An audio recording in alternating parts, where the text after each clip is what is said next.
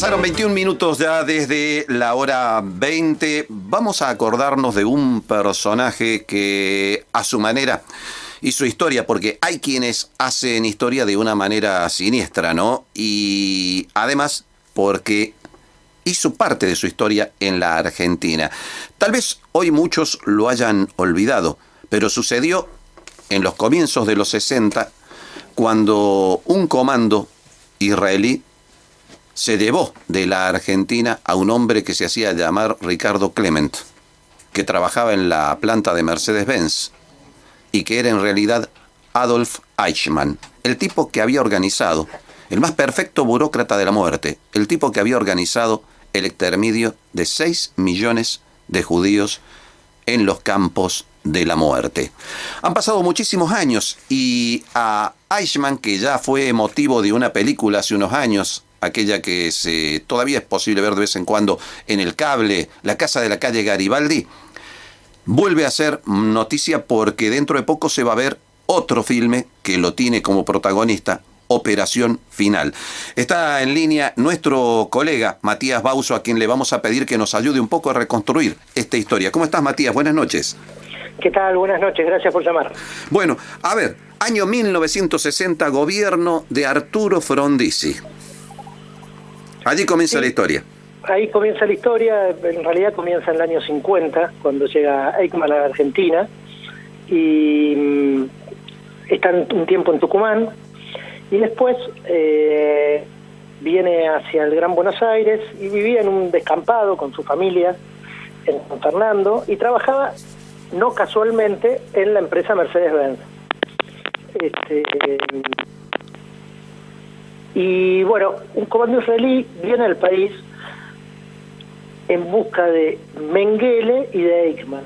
Eichmann no era un nombre tan conocido porque él no había estado dirigiendo un campo de concentración ni había tenido participación directa, inmediata, digamos, de contacto en los campos de concentración. Claro, no estaba en la primera línea.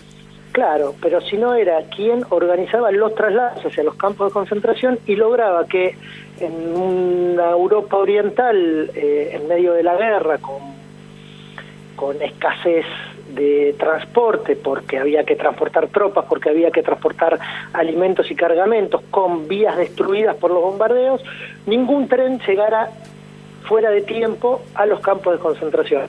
Él fue el que organizó el traslado, la logística, para que todos los prisioneros llegaran a los campos de concentración. Y tuvo un papel anterior también, que no es menor, que fue el secretario de actas de la conferencia de Wannsee. Claro. Wannsee fue el momento donde los jerarcas nazis decidieron lo que después se llamó, esos eufemismos que utilizaban los nazis, la solución final. Claro, Wannsee en las afueras de Berlín fue en 1942 y la conferencia fue presidida por Reinhard Heydrich, el carnicero de Praga, quien moriría poco después. Y en ese momento Eichmann era algo así como el amanuense de Heydrich, ¿no? Lógico, era el que tomaba las notas en la conferencia.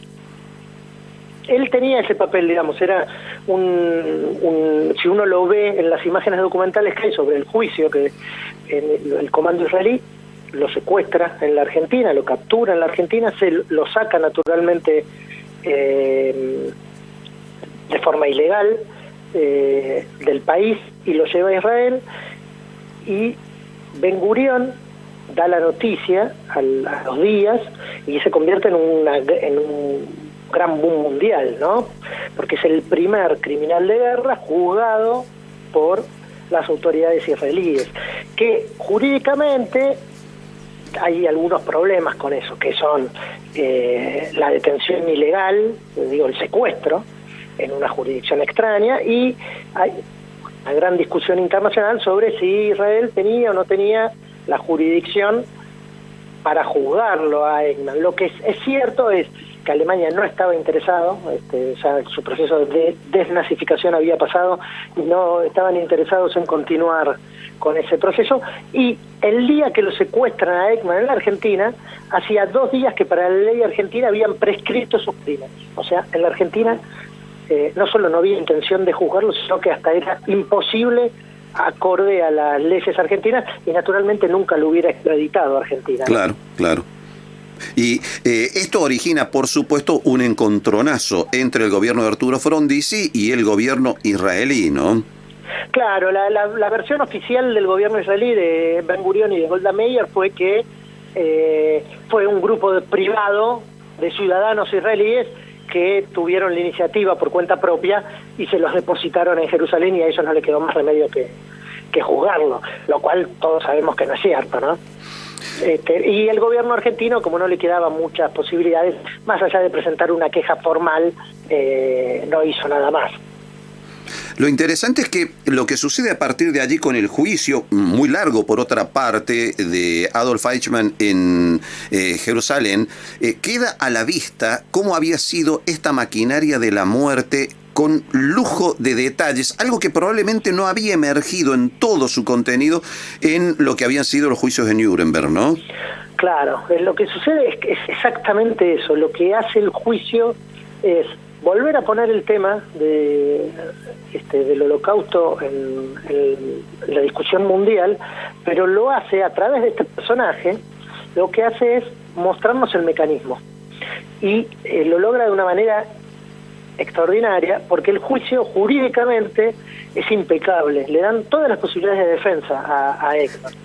El juicio, por ejemplo, es la primera vez que se utiliza mundialmente el sistema de traducción simultánea, y los jueces tuvieron muchísimo cuidado en que no se vulnerara en ningún momento el derecho a defensa de Eichmann. Tanto es así que al fiscal, que era un personaje mediático, entre comillas, digamos, pero un personaje de resonancia en Israel, durante todo el juicio lo ponen en caja y no dejan que ningún exceso se produzca, que nada salga de los parámetros jurídicos para que el juicio no se viera manchado, más allá de la legitimidad inicial por el tema de la captura, ¿no?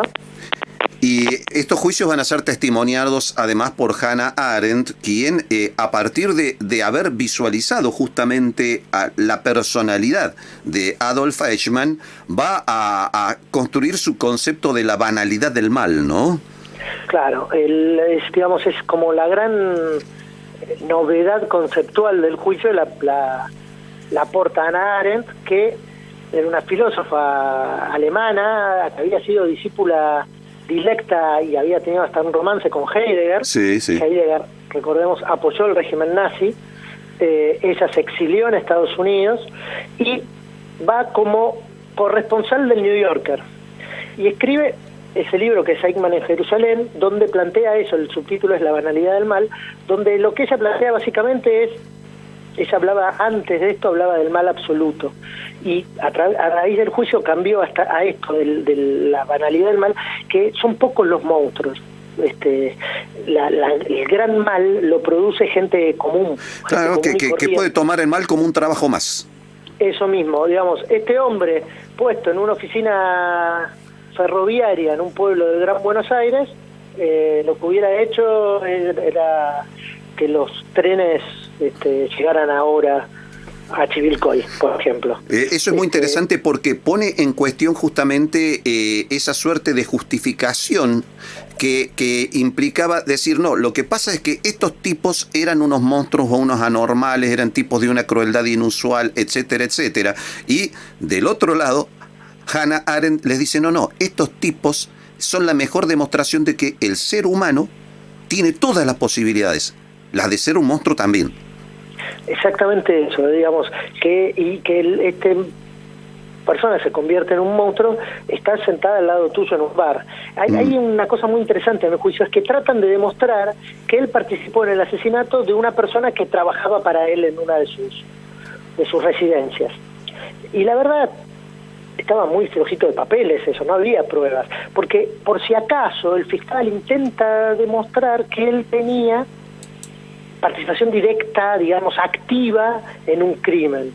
que había sido cómplice de un crimen, y en realidad lo que Hannah Arendt dice, y los jueces sostuvieron también, es que él tuvo participación directa en 6 millones de crímenes. Claro.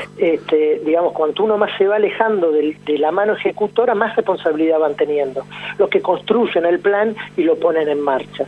Digamos, esta es la otra gran novedad conceptual del juicio, que es lo que Hannah Arendt logra captar con una lucidez única.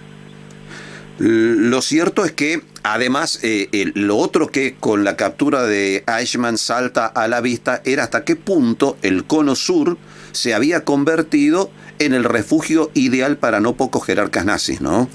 Bueno, sí, claro, digamos, nosotros fuimos como muy permeables como país a esta inmigración, tanto de los ustachas también, de los croatas, sí, sí, como de los alemanes nazis. Ojo, también Estados Unidos, con lo que pasa es que lo que importó a Estados Unidos fueron científicos. Claro, ¿no? Sí, sí, los eligió mejor, digamos. Lógicamente, digamos, los hizo pasar por un tamiz y los utilizó. Y Argentina, digamos, ¿cuál fue el tamiz? No sabemos, pero sí sabemos que nuestras fronteras eran como muy flexibles y muy permeables a este tipo de criminales de guerra, ¿no? Además, bueno, había también una complicidad manifiesta de estamentos del Vaticano que habían coadyuvado, habían aportado lo suyo en esto, ¿no? Bueno, sí, claro, la salida de Europa se daba por eso que se llamaba la Ruta de las Ratas, que estaba motorizada principalmente por varios personajes importantes del Vaticano, que acá varios personajes importantes del gobierno de turno argentino también digamos, tuvieron su participación importante en esta ruta inmigratoria criminal, digamos. Sí, sí, los tratos con el obispo Alois Udall, la entrega de pasaportes argentinos en blanco, etcétera, ¿no? Lógico. En fin, sí. Una historia que hoy parece un tanto lejana, ¿no? Pero en este mundo tan complejo y tan loco conviene no olvidar estas cosas, porque olvidarlas es una manera de ponerse al borde de repetirlas, ¿no? Lógicamente, no hay que olvidar que las palabras finales en el momento de la ejecución de Eichmann fue viva Alemania, viva Austria, viva Argentina. Todo un dato. Sí. Te agradezco el habernos ayudado a repasar esta historia, Matías Bauso. Un abrazo, che, y hasta pronto. Muchísimas gracias por el llamado. Un abrazo. Hasta luego.